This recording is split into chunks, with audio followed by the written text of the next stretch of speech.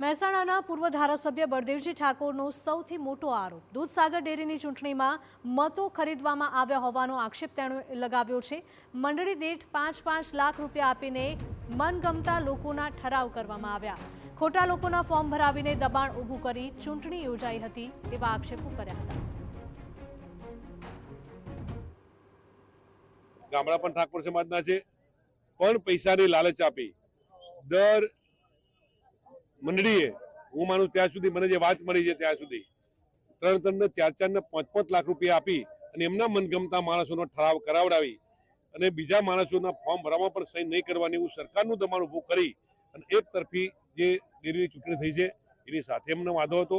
એટલા માટે મારા સમાજમાં કહ્યું છે કે સમાજમાં કેવા કે આપણા સમાજના 1-2 કે 4-5 ડાયરેક્ટરો હોય તો અમારા સમાજના દીકરા દીકરીઓ પણ ક્યાંક નોકરી કરતા હોય એમાં પણ કોઈ શંકાને સ્થાન નથી।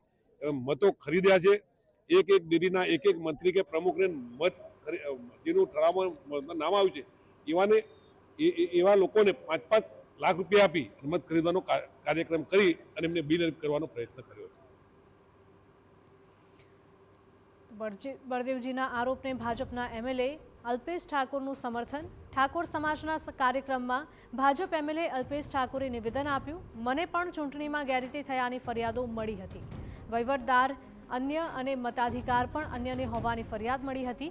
ગેરરીતિની ફરિયાદો દુર્ભાગ્યપૂર્ણ। ઠાકોર સમાજને ન્યાય મળવો જોઈએ, પ્રતિનિધિત્વ મળવું જ જોઈએ। ઠાકોર સમાજ સાથે અન્યાય ચલાવી ન શકાય, અન્યાય સામે બોલવું જ પડે। ઠાકોર સમાજને યોગ્ય પ્રાધાન્ય પણ મળવું જોઈએ।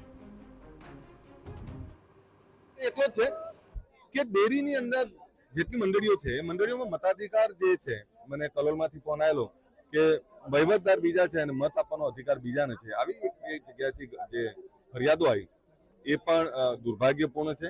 ઠાકોર સમાજ આટલો મોટો સમાજ છે, મહેસાણામાં આટલી મોટી સંખ્યા છે, તો એને પણ સામાજિક અને સહકારી ક્ષેત્રમાં એને પણ એટલું સારું પ્રતિનિધિત્વ મળવું જોઈએ, એ અમારા બધાની માંગ છે। અને એને પ્રતિનિધિત્વ મળવા દો, પ્રતિનિધિત્વ મળવું જોઈએ અને અન્યાય તો ના ચાલે ને, કોઈ પણ રીતે અન્યાય ના ચાલે, અન્યાય સામે બોલવું તો પડે।